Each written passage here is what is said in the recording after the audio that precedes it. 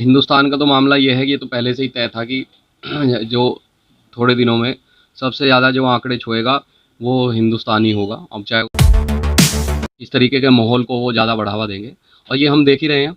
अगर समाजवादी की सरकार होती थी तो ये बीजेपी के लोग सड़क पे जाके हंगामा करते थे और जो है धरना प्रदर्शन करते थे। और अगर आज हम लोग भी चुप होकर अपने घर में बैठ जाएंगे फिर जनता की लड़ाई कौन लड़ेगा? देखिए ये तो पूरी वर्ल्ड में ही चल रहा है। और ये बात ज़रूर है कि हर आदमी जिसकी जैसी सरकार की जो काबिलियत है उसी हिसाब से वो लोग कर रहे हैं भाई, जितना भी रोकथाम हो सकता है। और हिंदुस्तान का तो मामला ये है कि ये तो पहले से ही तय था कि जो थोड़े दिनों में सबसे ज़्यादा जो आंकड़े छुएगा वो हिंदुस्तान ही होगा। अब चाहे उसमें आप सरकार की कमियां मान लीजिए, जैसे आपने तो देखा ही है कि किस तरीके से धन्ना सेठों को तो इस वायरस के टाइम पे इस लॉकडाउन में कितनी सुविधाएं मिल रही, और गरीब आदमी जो है वो बेचारा अपना काम भी छोड़ रहा है और उसको वायरस का भी खतरा है। आपने हमने तो देखा है कि कितने लोग मारे गए, गरीब लोग अपने घर गए, इसमें जो प्रवासी मजदूर हैं। तो कहीं ना कहीं कोई जिस तरीके से बाहर फॉरेन कंट्रीज़ में स्कैनिंग हो रही है, हर घर में जा जा के स्कैनिंग हो रही है, उनके पास वो पूरा एक रिकॉर्ड है। लेकिन यहाँ तो जिस मनमर्जी जिसको भी टेस्ट कर रहे हैं उसी का पॉजिटिव आ रहा है। अगर घर का स्कैनिंग करेंगे तो फिर आप सोचिए जो है कहाँ तक आंकड़ा जाएगा। और सिर्फ उसी एक व्यवस्था में आप ये देखो कि अब हिंदुस्तान जो है वो सबसे टॉप पे आ गया उसमें। तो ये चीज़ें जो है देखो अभी इतनी जल्दी ख़त्म नहीं होने वाली जैसे हमने सुना। तो मैं जहाँ तक समझता हूँ जो हम लोगों की लापरवाही मैं तो कह सकता हूँ। अब आधा लॉकडाउन खुला लेकिन आदमी तो सभी लोग बाहर हैं, उसमें कुछ जिम्मेदारी हम लोगों की भी है और कुछ सरकार की भी है। जब योगी राज कायम हुआ था, सरकार आई थी बीजेपी की, तो उनका क्राइम फ्री स्टेट का वादा था, लेकिन क्राइम पूरे उफान पर है। आप क्या कैसे मानते हैं इसको? देखिए शुरू से हम लोग आप लोग सब देख ही रहे हैं जब से योगी सरकार बनी। और कहीं ना कहीं एक क्राइम का भी वो एजेंडा ये लोग लेके चले कि समाजवादी की सरकार में बहुत क्राइम है। लेकिन अब तो उससे भी डबल हो चुका है।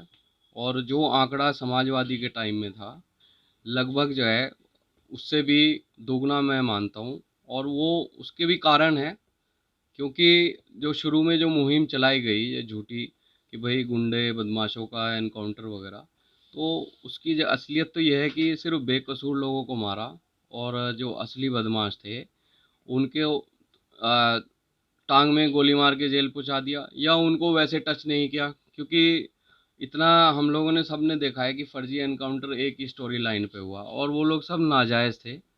अगर जायज़ होता, अगर सही आदमी को मारा होता, सही क्रिमिनल को मारा होता तो आज जो है क्राइम यहाँ यूपी में ये डबल नहीं होने वाला था। और वो बात तो छोड़ ही दो, जो हमारे मुख्यमंत्री हैं जो यहाँ क्राइम रोकना चाह रहे हैं उन पे खुद पे इतने मुकदमे हैं। तो आप उनकी प्रवृत्ति भी समझ सकते हैं और किस तरीके से वो सपोर्ट करेंगे या किस तरीके के माहौल को वो ज़्यादा बढ़ावा देंगे। और ये हम देख ही रहे हैं। अगर समाजवादी की सरकार होती थी तो ये बीजेपी के लोग सड़क पे जाके हंगामा करते थे और जो है धरना प्रदर्शन करते थे।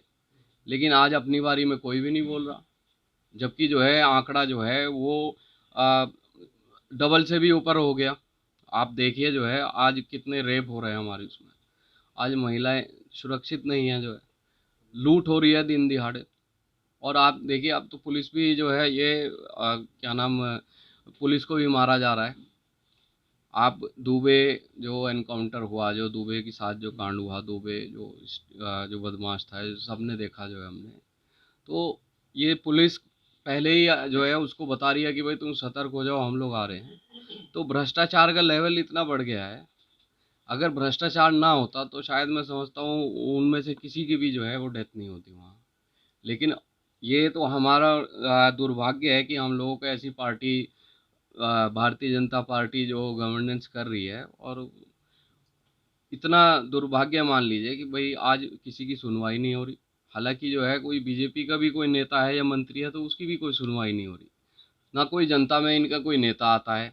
तो क्राइम तो बढ़ना ही है। उसके बाद जो इतने लोग जो वापसी अपने घर आए हैं प्रवासी जो मजदूर हैं, अब वो लोग बाहर ही इसलिए गए थे कि क्या नाम कि हमारे पास यहाँ पे कोई रोज़गार नहीं है और हम बाहर जाके वो करेंगे। लेकिन धन्य हो हमारे मोदी जी और फिर नीचे हमारे योगी जी, इन लोगों ने बिल्कुल सुध नहीं ली उनकी।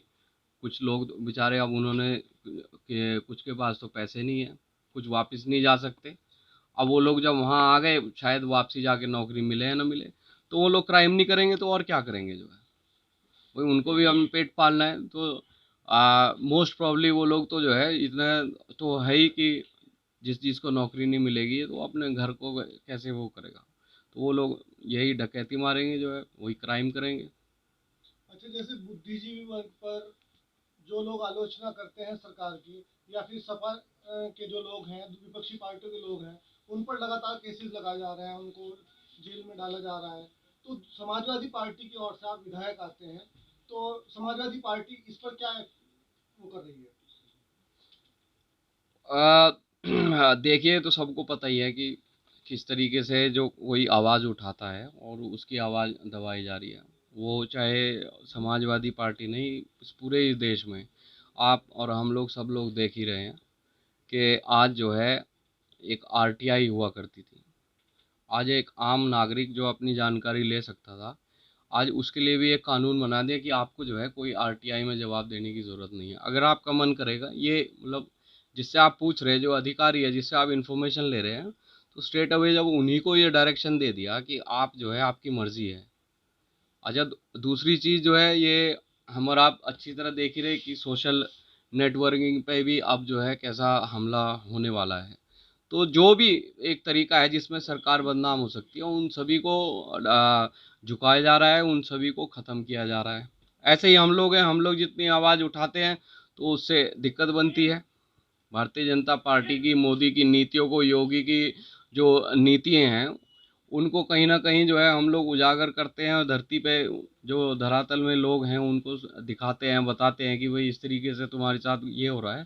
तो हम लोगों की ज़ुबान बंद करने की ये जो करते हैं, चाहे उसमें मैं भी हूँ या हमारे नेताजी हैं, ये भी अभी थोड़े दिन पहले जो है लोगों के लिए संघर्ष करने में जो अभी जेल होके आए। तो जेल जाना सही, राइट कॉज में जेल जा रहे हैं तो उससे कोई वो नियम, कल भी जाएंगे, उसके बाद भी जाएंगे, लेकिन अपने लोगों की आवाज़ जो है वो उठाना बंद नहीं करेंगे हम लोग।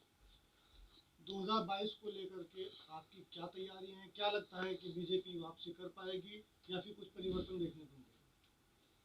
देखो, परिवर्तन तो मिलेगा ही, क्योंकि अब सभी लोग परेशान हैं, चाहे कोई व्यापारी है, गरीब आदमी है, मजदूर है, किसान है, महिलाएं हैं, आप स्टूडेंट्स का देख लो, कोई वादा इनका पूरा ही नहीं हुआ। और सबको पता है कि कि सिर्फ एक ही आदमी जो है पूरी पूरी जो सरकार को चला रहे हैं, और अकेले देखिए पूरी सरकार नहीं चलती। तो उम्मीद है जिस तरीके से ये लोग रात दिन लोगों का उत्पीड़न हो रहा है, गरीब आदमी की कहीं सुनवाई नहीं हो रही, पुलिस जो है अपनी मनमर्जी पे उतरी हुई है, जिसका मर्जी चाहे मुकदमा लिखती है, जिसका नहीं लिखती, लिखती है तो इतने पैसे दोनों का लिख देगी, दोनों से पैसे उतार ले, दोनों का काट देगी, दोनों से पैसे ले लेगी। तो इस तरीके का जब आम आदमी अपना जो है उसके साथ अगर कोई हादसा हुआ और वो जस्टिस नहीं ले सकता, वो पीड़ित है, उसको न्याय नहीं मिलेगा, तो रोष तो बढ़ेगा ही। उसके साथ साथ नौकरी नहीं है, नौकरी का इतना वादा हुआ, आप मैनिफेस्टो में गरीब मजदूर किसान की बात करते हो, और जब सरकार बन जाती है फिर आप अंबानी और अडानी की बात करते हो। तो वो तो पता चलेगा, इस बार जो है आने दो।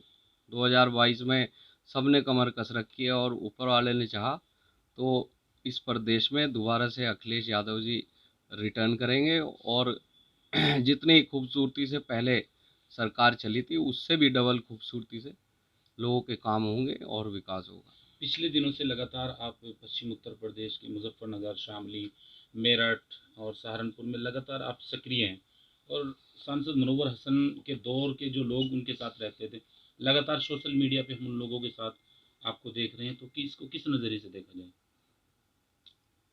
उसको तो मैं ये कह सकता हूँ कि जो भी हम लोगों के साथ जिनकी और जो और नेता थे, मैं तो कहूँगा कि वो लोग डरे हुए अपने घर बैठे हुए हैं, और ये टाइम है लोगों के लिए लड़ने का। आदमी मीठे में या अच्छे टाइम में तो सब रहते हैं, ये दुख का टाइम है, ये एक परेशानी है जनता के ऊपर, जैसे मैंने बताया कोई सुनने के लिए तैयार नहीं है, उत्पीड़न हो रहा है। तो हम लोग तो इसी के लिए तो बने हैं। और अगर आज हम लोग भी चुप होकर अपने घर में बैठ जाएंगे फिर जनता की लड़ाई कौन लड़ेगा? तो इसका अब ये देखिए वायरस ये चला जो है, आप सभी को पता है कि लोगों के साथ कितनी परेशानियां हुई, राशन वगैरह सभी ने बांटा। मैं आपको चैलेंज के साथ कह सकता हूं कि ऐसा कोई बीजेपी का नेता या मंत्री कोई नहीं होगा जिसने सड़कों पे उतर के जो है जो गरीबों की सेवा करी हो या उनकी परेशानी जानी हो, उनको खाना दिया हो, राशन दिया हो। तो मैं तो यही कहूँगा कि भाई बीजेपी के जो नेता हैं वो सुनने के लिए तैयार नहीं है, क्योंकि ये एक आइडियोलॉजी की पार्टी है। इनको यह है कि हम लोग आखिरी में आएंगे, हिंदू मुस्लिम करेंगे और जो है हमारा काम हो जाएगा, हमको काम करने की ज़रूरत नहीं है। तो उसी एजेंडे में अब पब्लिक सब देख रही है। अब पब्लिक को चाहिए कोई लड़ने वाला, कोई हमारे बीच में रहने वाला। तो मैं तो यही कहूँगा जो लोग अभी अपने घर पे बैठे हैं, चाहे वो जिला सहारनपुर के नेता हैं, चाहे मुजफ्फरनगर के, चाहे शामली के हैं, अपने घर से बाहर निकलिए। जनता आपको सिर्फ इसलिए वोट नहीं देती कि आप सिर्फ जो है अपने घर में बैठे हैं। और क़यादत जो है वो घर में बैठ के नहीं होती, सड़कों पे निकल के और लड़ाई लड़के होती है गरीब की। तो हम लोग भी इतने मुकदमे खाए हुए जेल जा रहे हैं, कहीं ना कहीं हम लोग लड़ते हैं लोगों के लिए। और जो दूसरे लोग हैं, आप पे क्यों नहीं हो रहे मुकदमे? आप क्यों नहीं जो है आप लोगों पे आप आवाज़ नहीं उठाते? आप घर बैठे हो तो आपको पे क्यों होंगे जो है? तो क़यादत भी बाहर निकले और अन्य जो नेता हैं उनको भी इस टाइम पे बाहर आना चाहिए, क्योंकि लड़ाई का टाइम ये है। बसपा और सपा में सब प्रेशर बना सकते हैं। आज बीजेपी मोर्चा खोल के खड़ी है गरीब के सामने, किसान के सामने। तो हमारा लोगों के लिए लड़ने का फ़र्ज़ है और हम इसे निभाएंगे, चाहे हम रहें एमएलए या नहीं रहें।